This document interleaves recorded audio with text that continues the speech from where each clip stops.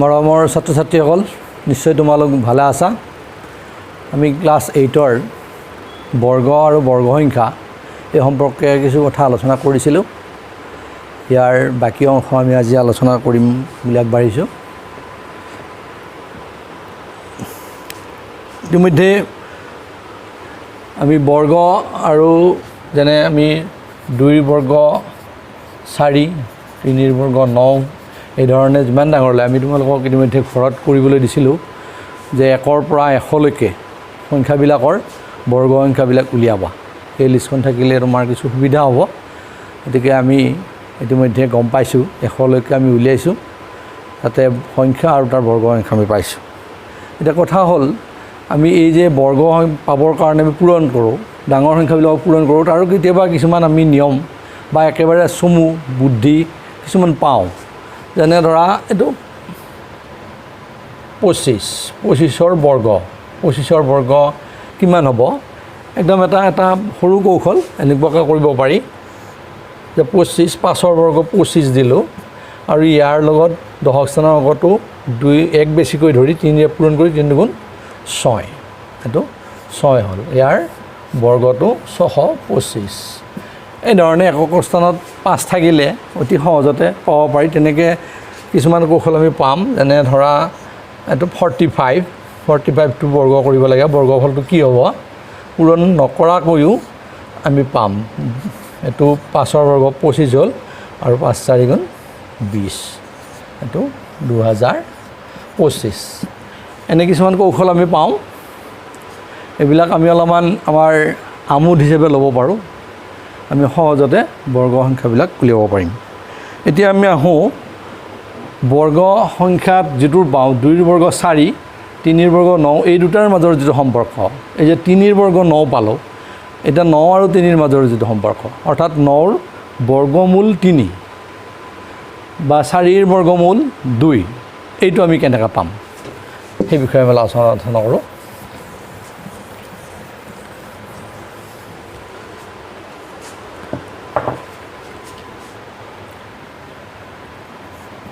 এতিয়া ধৰা 16 এটা বৰ্গ সংখ্যা। কিন্তু কি সংখ্যা বৰ্গ কৰোঁতে 16 হৈছে? আমি সহজতে ক'ব পাৰোঁ যে 4ৰ বৰ্গ 16। গতিকে আমি কি লিখিম? 16ৰ বৰ্গমূল 4।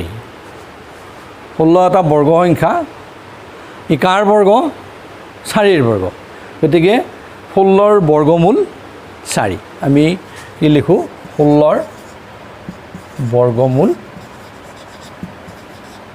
4। এই যে চিনটো দিলোঁ, এই চিনটো হ'ল মূল চিন, অৰ্থাৎ ৰুট।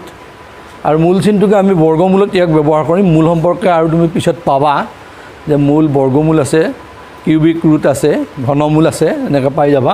এইটো মূল চিন যদিও আমি ইয়াক বৰ্গমূল চিন হিচাপে ব্যৱহাৰ কৰিম। যে 16ৰ বৰ্গমূল 4, অৰ্থাৎ 16ৰ বৰ্গমূল 4 আমি চিহ্নৰ সহায়ত এই ধৰণে লিখিম এই চিনটো। এতিয়া আমি সৰু সংখ্যাৰ কাৰণে এইটো হয়তো পাইছোঁ, তোমাৰ তালিকাখনতো পাম। অলপ যেতিয়া ডাঙৰ সংখ্যা এটা পাম আমি, এই ডাঙৰ সংখ্যাটোৰ বৰ্গমূল আমি কেনেকৈ উলিয়াম? আমাৰতো ইমান ডাঙৰ যিখন নেওতাখন তোমাৰ মনত নাথাকে, আমি কেনেকৈ পাম? যেনে এটা সংখ্যা লৈছোঁ আমি 2304। আমি এইখিনিতে দেখিলোঁ 2304 এই সংখ্যাটোক আমি মৌলিক উৎপাদকেৰে হৰণ কৰিলোঁ। মৌলিক উৎপাদকবিলাক আমি উলিয়াবলৈ চেষ্টা কৰিলোঁ, 2ৰে হৰণ কৰিলোঁ। এইখিনি তোমালোকে সহজতে গম পাইছা নিশ্চয়। এইখিনি আহি আমি এনেকৈ শেষ কৰিলোঁ। এতিয়া এই মৌলিক উৎপাদকটো আমি এনেকৈ লিখিলোঁ। এনেই যিহেতু বৰ্গমূল উলিওৱাৰ চেষ্টা কৰিম, 2304ৰ বৰ্গমূল ল'ম। এইখিনি নিশ্চয় তোমালোকৰ লিখা হৈছে। গতিকে আমি এইখিনি কেইটা লিখোঁ? 1 2 3 4 5 6 7 8, 8টা 2, 8টা 2 আৰু 3 2টা।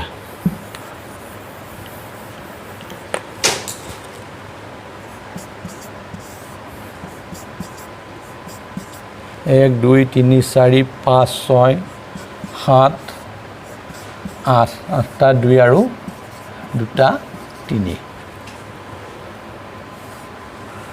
এতিয়া আমি পালোঁ 2304ক মৌলিক উৎপাদকত বিশ্লেষণ কৰিলে এই 8টা 2 পূৰণফল আৰু 3 দুটাৰ পূৰণফল পালোঁ। এতিয়া আমি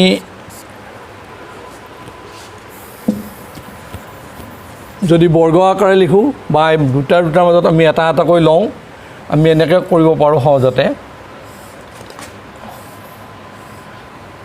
এই দুটা 2ৰ বৰ্গফল নিশ্চয়, এই দুটা 2ৰ কাৰণে বৰ্গমূল হিচাপে কি পাম, এটা 2 পাম, এই দুটাৰ কাৰণে আকৌ এটা পাম আৰু এটা পাম, এনেকৈ আমাৰ 4 যোৰা আছে, 4টা 2 পালোঁ আৰু 1 যোৰা 3 আছে, 1 যোৰা 3 লিখিলোঁ। এতিয়া আমাৰ মূল চিনটো উঠি গ'ল, 2 পূৰণ 2 পূৰণ 2 পূৰণ 3। এতিয়া পূৰণফলটো হ'ব আমাৰ কিমান, 2 দুগুণ 4, 4 দুগুণ 8, 8 দুগুণ 16, 3 16 গুণ 48। এতিয়া এই 2304ৰ বৰ্গমূল আমি কিমান পালোঁ, 48 পালোঁ।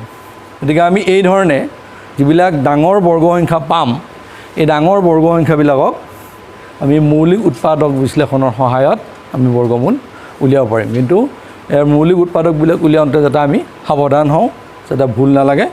গতিকে এনেধৰণে আমি অনুশীলনীত পোৱা কথাবিলাক চাবা, এনেকৈ মৌলিক উৎপাদক বিশ্লেষণৰ আমি বৰ্গমূল নিৰ্ণয় কৰিব পাৰিম।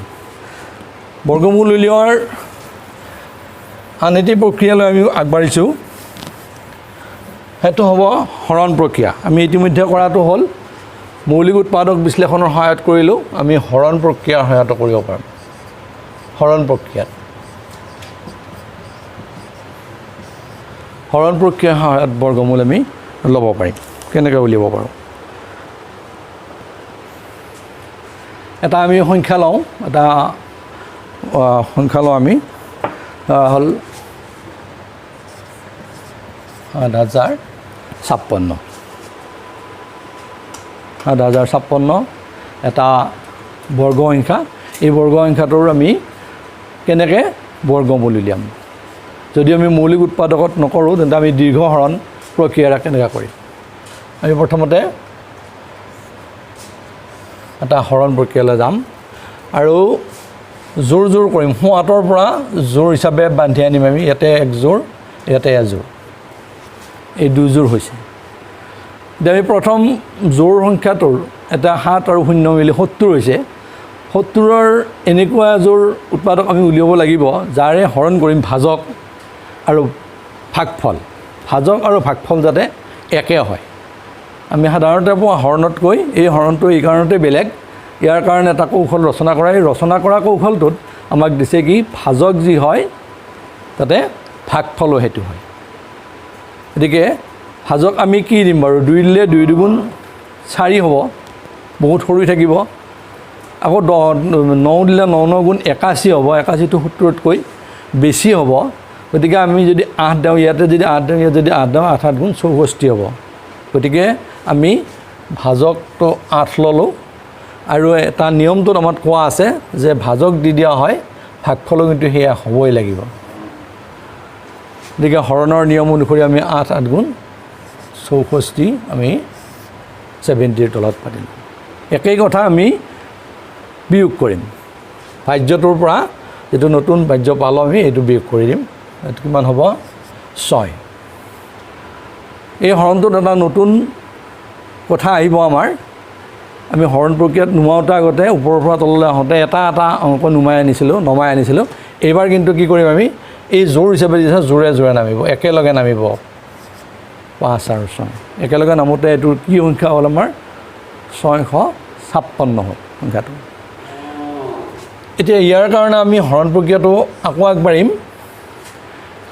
যিটো আমাৰ ভাগফল হ'ব, এই ভাগফলটোৰ দুগুণ লিখিম আমি। ভাগফলটোৰ দুগুণ কৰি এটা আমি সংখ্যা লিখিলোঁ। কিন্তু এইখিনিতে আমাৰ কথাটো শেষ হোৱা নাই। ইয়াৰ লগত এনে এটা অংক দিব লাগিব, এই অংকটো আকৌ ভাগফলতো দিব লাগিব। গতিকে ভাজকটোও আমি নতুনকৈ নিৰূপণ কৰিব লাগিল, আকৌ ভাগফলটোও আমি নতুনকৈ নিৰ্ধাৰণ কৰিব লাগিল। এইখিনিতে আমাৰ অলপমান মগজুটো খটুব লাগিব। কৌশলটো যিহেতু অকণমান দীঘলীয়া কিন্তু সহজ। আমি কি দিলে এইটো মিলিব বাৰু, এইটো নিশ্চয় আমি আগতীয়াকৈ গম পাইছোঁ এইটো বৰ্গসংখ্যা হ'ব। গতিকে আমি ইয়াত যিটো অংক দিম ভাজকত যিটো অংক দিম ভাগফলতো সেই একে অংক দিব লাগিব আৰু চাব লাগিব যে এইবাৰ আৰু হৰণ প্ৰক্ৰিয়াৰ ই ভাগ শেষ নাথাকে এইখিনিতে আমাৰ অংকটো শেষ হ'ব লাগিব গতিকে এককৰ ঘৰত ইয়াৰ 6 আছে গতিকে দুটা সংখ্যাৰ পূৰণফল 6 হোৱাকৈ আমি কি দিম বিবেচনা কৰোঁ আহা আমি বাৰু 4 দিলে 4 গুণ 16 হয় আৰু 6 দিলে 6 গুণ 36 হয় 4 আৰু 6ৰ ভিতৰত হ'ব নিশ্চয় গতিকে 4 আৰু 6ৰ ভিতৰত কোনটো হ'ব আমি অকণমান বিবেচনা কৰিলে আমাৰ হৈ যাব তুমি বাহিৰত তাকে কৰি চাব পাৰা 4 দিলে কি হ'ব 4 দিলে এইটো 4 দিলোঁ আমি ভাগফলতো 4 দিম 4 গুণ 16 6 তাতে গ'ল 4 অলং 64 65 নিশ্চয় আমাৰ 4তে মিলিলে যদি 4টোত নিমিলে আমি 6 দি চালোহেঁতেন গতিকে আমি কি কৰিম ভাজকটোত আমি কি অংক বহুৱালোঁ 4 বহুৱালোঁ আৰু ভাগফলটোতো আমি 4 দিলোঁ এতিয়া আমি পূৰণটো কৰি পালোঁ এইটো গতিকে 4 গুণ 16 4 অলং 64 65 আমি ভাগ শেষ নাথাকিল আৰু ধুনীয়াকৈ আমি কি পালোঁ 8 আৰু 4 অৰ্থাৎ 84 গতিকে আমি নিৰ্ণয় বৰ্গমূল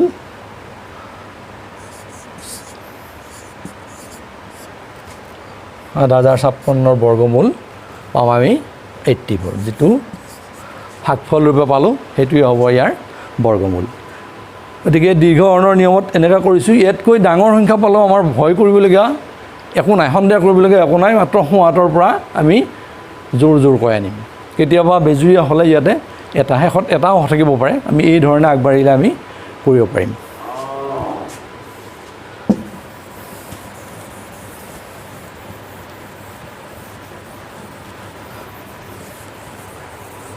অনুশীলনীত তেনেধৰণৰ অংক আছে তুমি তেনেকৈ কৰি চাব পাৰা এটা আমি বৰ্গ সংখ্যা বৰ্গমূল নিৰ্ণয় কৰিবৰ কাৰণে আমি দুটা নিয়ম পালোঁ এটা হ'ল মৌলিক উৎপাদক বিশ্লেষণ আনটো হ'ল দীৰ্ঘ হৰণৰ নিয়ম দীৰ্ঘ হৰণৰ নিয়মতো আমি এনেকৈ কৰিব পাৰোঁ ইয়াৰ লগত অন্য এটা কথা কৈ দিছোঁ আমি আগতেই ক'বলগীয়া কথাটো আছিল যে মানে দশমিক সংখ্যা দশমিক থাকিলেও কিন্তু তেনেকৈ হ'ব দশমিকটো থাকি যাব যেনে 625 বা 6.2 625ৰ বৰ্গমূল আমি কি জানো 25 বুলি জানো